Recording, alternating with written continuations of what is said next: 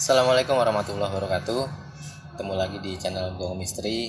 Malam ini kita dalam suasana berduka, suasana berbelasungkawa atas kejadian kecelakaan yang ada di Subang, Ciater, Provinsi Jawa Barat.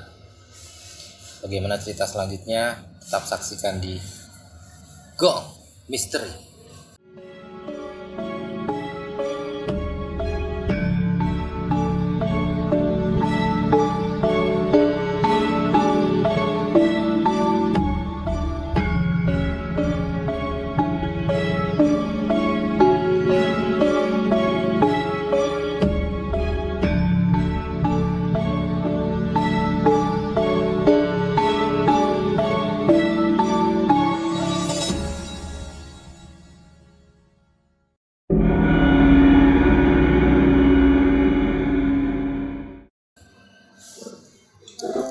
Oke teman-teman, malam ini kita mau membahas tentang kejadian yang terjadi di Subang.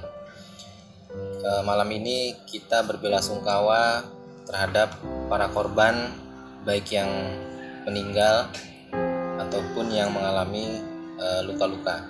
Sebelum kita masuk ke pembahasan ngobrol-ngobrol tentang kejadian, ada baiknya kita kirimkan suratul Fatihah, doa-doa terbaik bagi para arwah dan para korban yang terjadi pada saat kejadian itu terjadi. Fatihah. Alhamdulillah.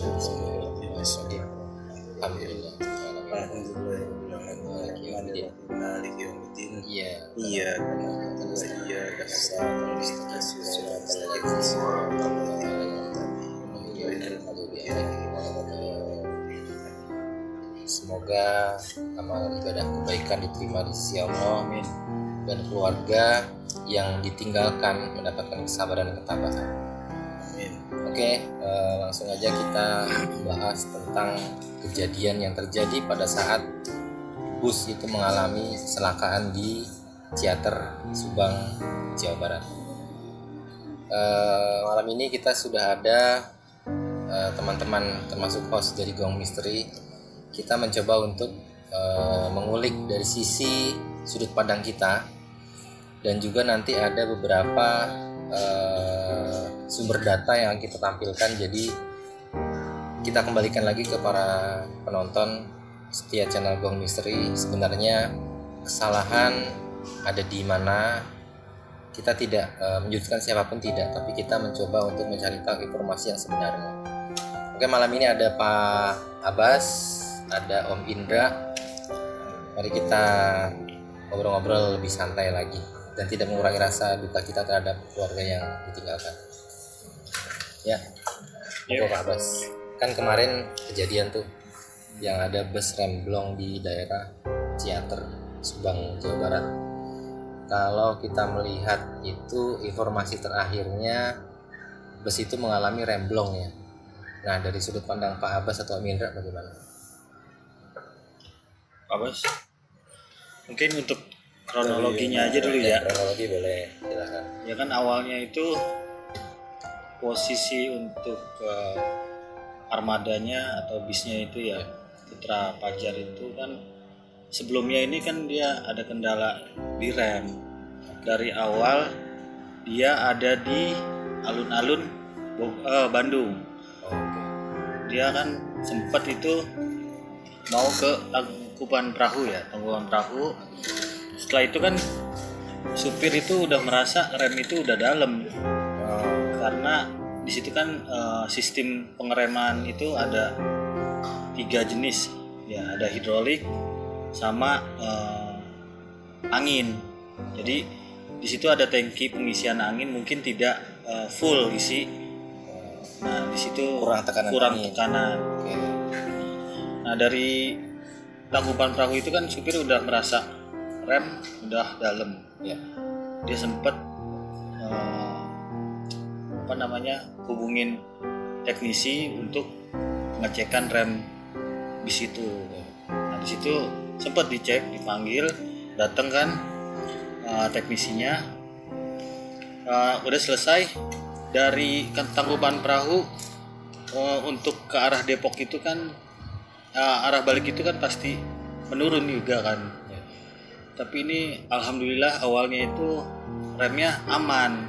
Nah, di situ kan supir udah memastikan remnya udah aman lah. Oke. Udah nggak ada kendala lagi.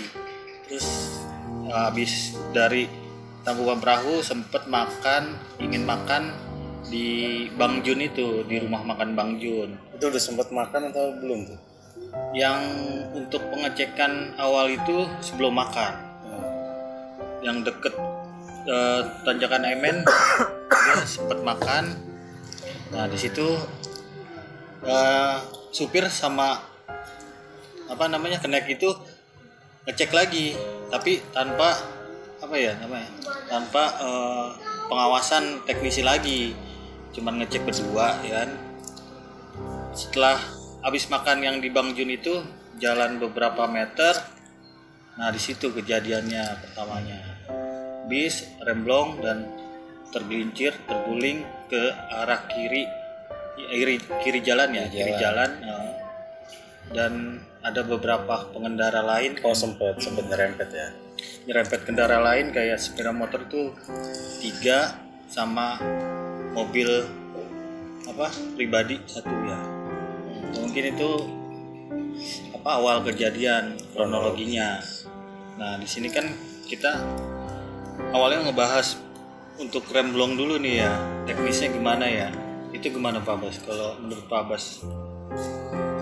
Kalau menurut saya sebetulnya hal kejadian trouble, artinya ada masalah rem itu kan termasuk trouble ya. Trouble pada sebuah kendaraan, kita ngomongin kendaraan di sini. Kendaraan di sini kendaraan transportasi umum, boleh dikatakan begitu. Terus kita bisa lihat kondisi artinya dari bisnya sendiri itu untuk kapasitas berapa orang itu? 42 semuanya. Untuk kapasitas 42 seat ya? Iya. 42 seat. Artinya kan bis besar, daya angkut lumayan banyak. Terus kemudian kalau saya dari sudut pandang saya, artinya sebetulnya ini saya kurang jelas ya, kurang tahu dan kurang paham juga mungkin dari pihak perusahaan travel maupun dari pihak penyedia tenaga teknisi seperti montir tersebut. Artinya gini, kalau saya melihatnya gini, ketika bis atau alat transportasi umum itu mengalami trouble, kan kita bisa lihat jenis trouble-nya apa.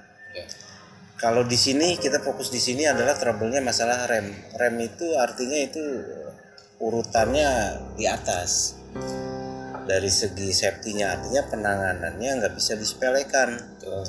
Dalam arti ini masukan, artinya saya juga nggak tahu ya di sana apa memang sudah prosedurnya memang sudah benar atau belum. Tapi ini mungkin nanti para penonton sekalian bisa komen, bisa menginfokan, bisa mendengar dan mungkin sebaiknya tuh seperti ini, sebaiknya tuh begini. Dan di sini saya bicara bukan mau mencari kesalahan. Artinya kita ke depannya untuk memperbaiki apa yang terjadi saat ini tidak terjadi lagi di kemudian hari. Dan menjadi pembelajaran ya. Jadi pembelajaran, artinya gini, ketika itu ada trouble yang tadi saya bilang, trouble-nya berupa rem tersebut, artinya itu masuk ke urutan yang di atas. Artinya tidak boleh disepelekan untuk penanganannya. Jadi saya berpikir untuk alat-alat transportasi umum ini ketika mengalami trouble, terus sebelum trouble pun misalnya ada pengecekan, uji emisinya, kemudian pengecekan dan perbaikan itu harus ditangani oleh tenaga ahli yang memang expert di bidang itu dan bisa menyatakan kalau memang kendaraan tersebut layak untuk operasional. Artinya saya juga dengar dan mungkin para penonton juga sudah dengar ada beberapa penyampaian dari pihak supir, artinya kejadian ini sebelum terjadi itu sebelumnya sudah mengalami ada trouble di masalah rem dan sempat dimanggil teknisi, artinya memanggil montir untuk melakukan pengecekan dan perbaikan. Nah, maksud saya di sini teknisi atau montir ini, nah inilah yang harusnya punya lisensi, artinya yang memang sudah ditunjuk, yang bisa betul-betul menyatakan kendaraan tersebut layak atau tidak untuk dilanjutkan perjalanannya. Artinya yang saya katakan tadi, artinya trouble-nya itu berupa rem itu. Artinya kan kalau misalnya terjadi trouble itu fatal akibatnya, yang seperti kejadian ini. Itu sih menurut saya mungkin kedepannya bisa lebih diperhatikan lagi dari tenaga ahli yang melakukan pemeriksaan maupun perbaikan di setiap kendaraan transportasi umum. Gitu. Ini ada keterangan nih dari KNKT. Ini berdasarkan investigator senior Komite Nasional Keselamatan Transportasi Darat Ahmad Wildan. Ini saya kutip dari cnnindonesia.com. Jadi webnya itu nanti saya tuliskan di sana bahwa pada umumnya ada 3 jenis sistem pengereman itu, yaitu hidrolik air over hidrolik atas atau air full brake khusus AOH dan full air brake, menggunakan tambahan sistem tekanan udara dan membuat tangki udara tambahan. Artinya yang dibilang Om Ida tadi mungkin tidak mengisi full. Tangkinya itu kan biasanya kadang-kadang ada bus itu berhenti lama dengan engine yang hidup itu sedang mengisi ya, itu kompresor gitu. Lalu ada juga di sini kedisiplinan dari driver itu sendiri. Ketika jalanan itu akan turun, dia harus standby pada kecepatan tertentu, tidak boleh melebihi kecepatan. Jadi ketika rem itu udah panas, jadi si kanvas ini sudah nempel di tromol dan tidak maksimal, akhirnya licin gitu. Nih, ini ada potongan cuplikan termasuk korbannya di sana. Nanti Om Dito, Mas Dito bisa tampilkan di sana. Sebenarnya gokil juga nih video. Dibilang, guys mau kecelakaan, astagfirullah, nanti disaksikan aja di sana langsung video dari pada saat kecelakaan itu.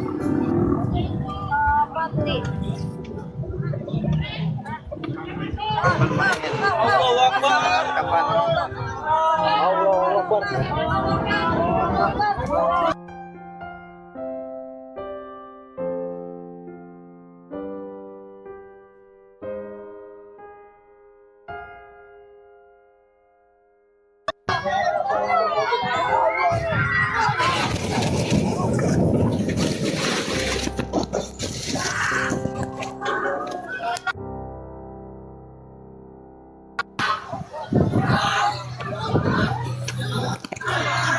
Sumpah guys, gue kecelakaan Cok. Bentar ya guys ya, bentar ya. Kecelakaan. Remnya belum. Bentar. Nah, menurut Pak Abbas, apa sih ketentuan yang mengatur bahwa si pemilik kendaraan, baik itu pribadi ataupun umum, harus mengikuti uji KIR? Itu dasarnya apa Pak Abbas? Payung hukumnya apa? Kalau itu yang saya tahu itu kan artinya kalau untuk kendaraan transportasi umum itu diatur oleh Undang-Undang Nomor 22 tahun 2009 itu di pasal 5455 itu yang mengatur soal perizinan KIR. Itu artinya isinya KIR itu apa? Artinya ya saya nggak hafal sekali, tapi intinya itu ada yang namanya dari pemeriksaan dokumentasi kendaraannya, dokumen artinya dokumen dari kendaraan tersebut, dari mulai nopolnya segala macam, nomor rangka dan lain-lain. Terus kemudian dari segi untuk kelayakannya itu pengecekan di roda depan maupun roda belakang, terus kemudian beban dari mobil itu sendiri dalam keadaan tanpa muatan, terus kemudian pemeriksaan terhadap cahaya dari lampu-lampu tersebut artinya layak atau tidak, terus kemudian ke masalah brake tadi artinya di sistem pengeremannya. Nah cuma di sini saya nggak tahu detailnya ya karena nggak pernah itu dan nggak pernah punya mobil yang harus dengan kir. Artinya pada saat pengujian pengereman itu dilakukan dalam keadaan mobil yang pertama adalah mobil dengan kondisi beban kosong, yang kedua dengan beban yang memang seharusnya yang diizinkan untuk kendaraan tersebut. Contoh misal bis dengan seat 42 artinya ada beban maksimum di sana yang harus memang dilakukan uji brake-nya itu dilakukan dengan posisi beban seat itu penuh. Karena memang kalau kita secara logis itu kendaraan dengan kecepatan misal kecepatan 50 km per jam dengan beban kosong pasti daya dorongnya sekian, tapi dengan kecepatan mobil 50 km per jam terus dengan muatan 40 seat tadi itu penuh, itu pasti daya dorongnya lebih yang dengan beban. Nah itu juga artinya jadi faktor mobil ini bisa lancar atau tidak, artinya punya masa layak pakainya seperti itu. Artinya karena dari kir sendiri kan dilakukan per 6 bulan ya, 6 bulan secara berkala. Nah dalam masa 6 bulan itu pasti juga ada perawatan berkala dari pihak misal kalau dari bis-bis tersebut pasti ada dikelola oleh satu usaha agent travel lah contohnya. Nah mungkin di sana juga melakukan perawatan, artinya ketika mobil itu operasional sebelum diberangkatkan itu dicek. Misalnya 2 hari lagi mau berangkat berarti udah lakukan pengecekan layak atau enggak nih untuk jalan. Kemudian pulangnya itu pasti dilakukan pengecekan kembali, dilakukan perawatan kembali. Nah yang tadi saya sampaikan di awal artinya yang melakukan perawatan perbaikan itu dengan tenaga yang punya lisensi tadi saya bilang, artinya memang bisa menunjukkan betul-betul layak. Dalam arti secara aturan pemerintah sudah menyiapkan melalui uji kir tadi. Artinya di situ memang ada tenaga ahli yang punya lisensi. Nah itu kan di per 6 bulannya. Nah tapi untuk perawatan berkala di setiap bulannya, setiap habis dipakai itu dari setiap travel maupun agent itu ada atau tidak. Nah itu sih masukan aja, mungkin nanti kedepannya bisa lebih diperbaiki untuk mencegah hal-hal ya seperti kejadian-kejadian kecelakaan ini seperti itu. Itu sih masukan aja dari pendapat saya. Itu kan kita habis bahas masalah teknisnya ya. Kalau saya melihat situasi jalannya, nanti tonton aja potongan klipnya nih situasi jalan yang ada di Subang itu atau yang ke arah Ciater. Saya spill di sana.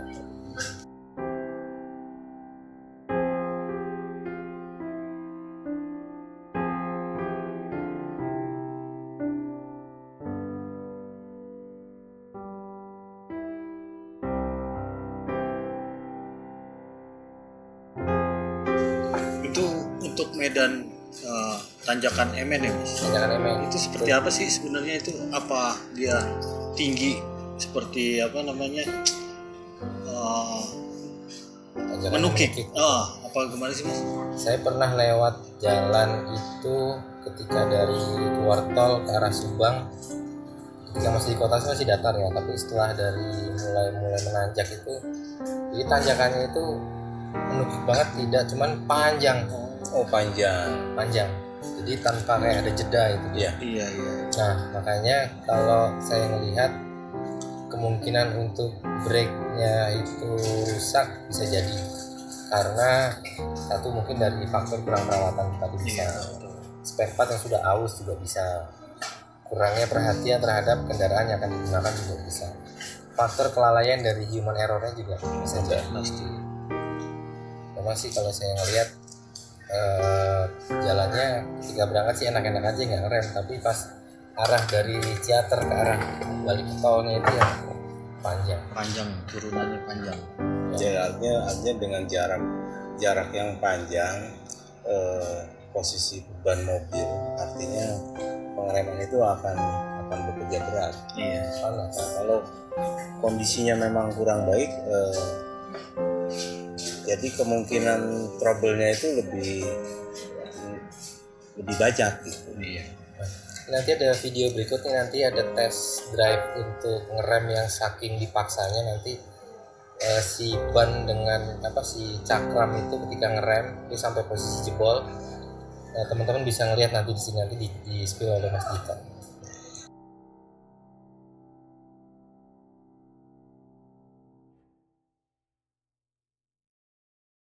Iya.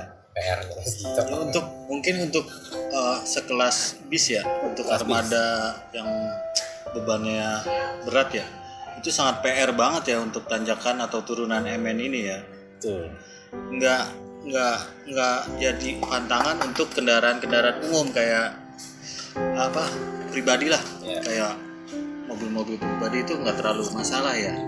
Tapi kalau untuk bis ini harus diperhatiin lagi, ya kan? Karena menyangkut banyak nyawa juga. Iya. Terserah itu dah.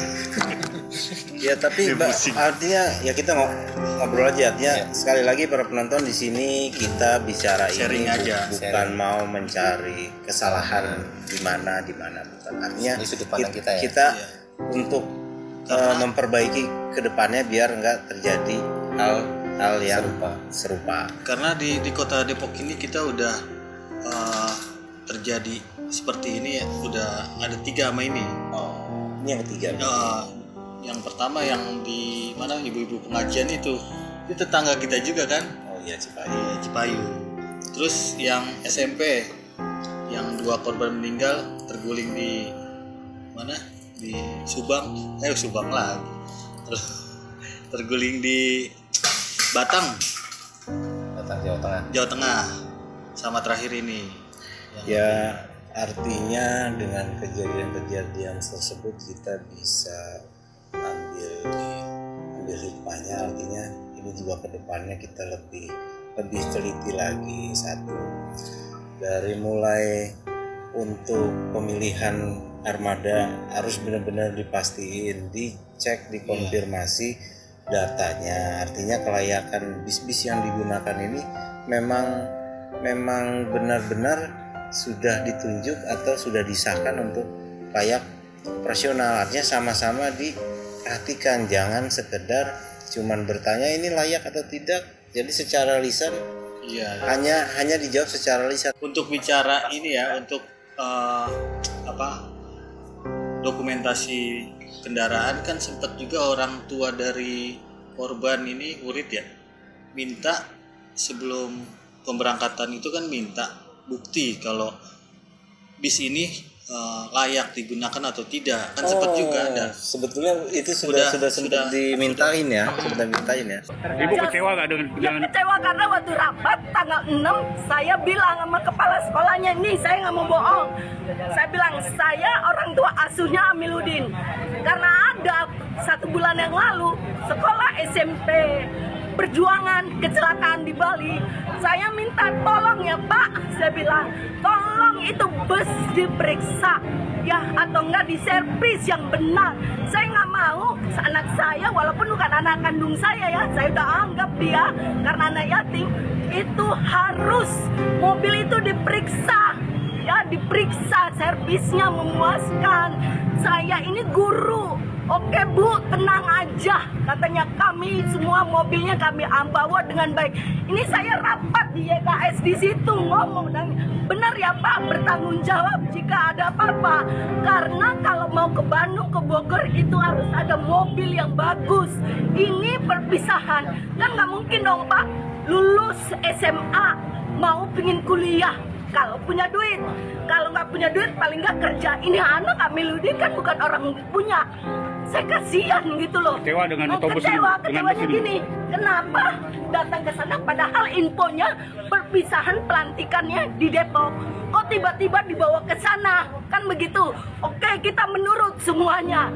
Kita nurut. Tapi saya titip salam. Saya ini guru.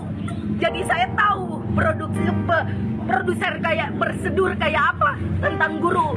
Mobil nomor 1 minta yang benar. Harus Pak, kalau ya tergantung dari uang. Kalau dulu mobil saya Bluebird beda gitu. Tenang aja Bu, kami aman-aman aja. Sekarang dari kemarin saya ini nggak tidur, walaupun bukan anak kandung saya. Saya kasihan, ibunya sudah nangis di rumah. Bapaknya meninggal udah 2 tahun yang lalu, 1 tahun yang cinya. Saya hibah, bukan anak kandung saya yang biayain pendidikannya. Sekarang kalau ditanya ke sini Bu, pusing nggak? Saya ini guru gitu loh. Sudah ada firasat mungkin ya dari orang tua. Ya, artinya bukan firasat, yang namanya orang tua. Iya, Paling nggak dia ingin meyakinkan bahwa putra putrinya itu Selamat. berangkat itu bisa selamat. Makanya dia sempat mengingatkan masalah data itu. Menurut Om Aan gimana nih kalau tanjakan MN ini? Oke. Seperti apa gitu dari sisi lain ya. Sisi lain. Kita cerita sejarahnya dulu nih ya. Sejarah tanjakan MN itu kalau tidak salah ceritanya begini. Dulu pada tahun 1958 ya, itu zaman dulu kan bukan angkot ya, namanya oplet. Itu oplet dengan muatan beberapa penumpang bahkan hampir penuh. Itu masuk ke jurang sampai nabrak tebing dan terbakar. Entah berapa yang meninggal, tapi kondisi si supirnya ini, si Pak Emen ini selamat, dibawa ke rumah sakit. Tapi karena parahnya luka-lukanya dia akhirnya meninggal. Akhirnya timbul mitos bahwa siapapun yang melintas di daerah situ harus paling tidak bagi yang merokok melempar sebuah puntung rokok yang sudah dihidupkan, atau membunyikan klakson 3 kali pada saat mau menanjak dan pada saat yang dari arah teater mau turun. Ya, Mitosnya itu. ya. Sebenarnya kalau saya sih melihatnya begini, terlepas dari siapapun ya, dimanapun tempat sudah pasti ada yang namanya makhluk gaib, itu pasti ada dimanapun tempatnya. Tergantung bagaimana kita memikirkan sisi positif kita di jalan. Makanya saya bilang kemanapun kita, dimanapun kita, yang pertama itu adalah berdoa, memohon keselamatan, bahwa kita sebenarnya adalah makhluk yang serba dengan kekurangan. Ketika orang itu kosong, tidak ada rasa permintaan pertolongan dari Tuhan atau Allah, maka si makhluk asalnya bisa melihat bahwa yang ini polos-polos aja, nggak punya tameng lah ibaratnya. Ketika pikirannya kosong, dia bisa masuk, akhirnya timbul halusinasi yang seharusnya jalan itu menikung, soalnya pikirannya dia lurus. Terlihatnya lurus. Bayangkan lurus, kan banyak kejadian ketika orang pakai GPS. Perasaan dia nih jalan seperti jalan beraspal, tapi pada saat kejadian itu kenapa tiba-tiba mobil itu atau kendaraan itu berada di tengah hutan yang tidak mungkin bisa dilewati oleh kendaraan. Itu banyak kejadiannya. Nanti bisa di-spill, ada foto-foto atau beberapa kejadian yang saya ceritakan tadi. Kalau makhluk astral yang terlihat ketika saya melintas di sana itu 2 yang ketika itu saya tangkap, sosok yang menyerupai lagi-lagi seperti yang tertuduh adalah Mbak Kunti dengan Mas Poci. Oh gitu. itu saya ngelihat posisi dari arah tol ya, mau naik ke teater itu ada di sebelah kiri jalan, Arah menanjak. Itu belum lama tanjakan naik itu. Nah di sebelah kiri itu nanti ada itu di situ terlihat. Lalu yang sosok berikutnya itu sudah berada di atas dekat di teaternya itu sendiri. Biasanya itu menggantung di atas pohon, jadi orang-orang ketika itu bisa melihat itu, dia melihat ke atas, saya pikirnya terganggu. Nah, itu. Nah, saya berpesan ke teman-teman sekali lagi, jangan pernah lepas dari doa, jangan pernah takabur bahwa di jalan kita merasa tidak mungkin terjadi, mobil saya baik-baik aja, saya fine-fine aja, tidak, tetap kita harus minta pertolongan. Nah kalau dari Om Indra, dari Pak Abbas nih, dari sisi spiritual nih misalnya, pengertian dari Pak Abbas dan Om Indra, pernah nggak mengalami gitu, maksudnya tiba-tiba merinding di jalan yang nggak jelas, atau perasaan tiba-tiba kok jalannya kayak balik lagi ke sini gitu. Pernah nggak ngalamin kayak gitu? Kalau saya ya mungkin dibilang, cuma saya pada saat itu menganggapnya cuma ngerasa kecapean aja kali ya. Jadi mungkin teman-teman juga pernah ngalamin yang namanya kita bawa kendaraan itu di bawah sadar. Artinya ngeblank ketika kita berjalan, tahu-tahu udah sampai sini, artinya kita kurang ingat dengan apa yang sudah kita laluin. Kadang-kadang seperti itu. Ada tuh sering saya ngalamin yang namanya kalau seperti itu. Tapi ada juga yang artinya mungkin bisa dibilang ada gangguan ya pada saat kita jalan. Kita balik lagi Mas ke tanjakan MN ini ya. Untuk kejadian ini nih yang dari SMK Kencana ini, sudah fix karena remblong ya. Nah, untuk update terakhir ini ada 11 korban meninggal dunia. Salah satunya ada guru ya. Ada guru. Mungkin ya udah musibah, udah takdir Allah juga ya kan. Ya jangan disangkut-sangkutin terus sama jalanan mungkin ya Mas. Memang untuk makhluk itu ada di mana-mana pun ya.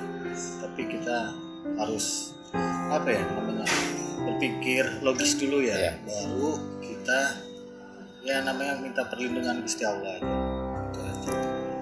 Nah mungkin itu aja ya. Yang terakhir untuk keluarga korban ya, kita sekali lagi ucapin turut berduka cita yang dalam semua keluarganya. Ya mungkin itu aja Mas. Oh jangan lupa tadi Om Indra informasiin Depok kemarin ngirimin ambulan ya. Iya, terima kasih juga nih untuk alhamdulillahnya dari ya. Pemda Kota Depok responsifnya juga cepet ya kan. Jadi pada saat kejadian itu langsung kirim fasilitasi ambulan ya. Fasilitas ambulan setelah ada penjemputannya. Langsung untuk yang terkait juga kita terima kasih. Oke teman-teman, terima kasih banyak sudah menonton video kami sampai di menit akhir. Pesan kami yang pertama adalah jangan pernah lupa untuk berdoa dan tidak mudah untuk menyalahkan situasi yang ada. Semua udah takdir Gusti Allah. Yang kedua, alangkah baiknya untuk para fasilitasi bagi penyelenggara kegiatan atau dari pihak travel agent atau apapun, mohon untuk memeriksa setiap uji kelayakan kendaraan, karena yang Anda bawa itu bukan barang tapi adalah nyawa. Kami berpesan tolong hargai penumpang yang sudah mempercayakan keselamatan ke pihak penyelenggara, tolong diperhatikan. Lalu terlepas dari dunia spiritual ataupun yang ada di sana, berusaha untuk berpikir positif. Semua kembali ke diri kita. Ketika kita berpikir positif, maka akan menarik segala hal yang positif. Guys, disclaimer ya, Mohon maaf, kita tidak merasa bahwa ini menyudutkan satu pihak manapun. Ini berdasarkan hasil pemikiran kita. Mungkin kalaupun ada yang kurang mohon dikoreksi, mohon ditelaah lagi. Kalaupun kita salah ya kita serba terbatas. Kalaupun teman-teman yang mengetahui peraturan perundang-undangannya tentang pengecekan segala uji emisi segala macam, boleh di komen di bawah komentar. Lalu kalau punya informasi apapun yang berkaitan dengan hal yang telah terjadi, itu terlepas kurangnya informasi yang kita temui. Dan informasi yang kita dapat ini dari cuplikan-cuplikan dan informasi yang kita kumpulkan, kita masukkan ke podcast kita pada malam. Jangan lupa subscribe, like, share, and comment di channel Gong Misteri.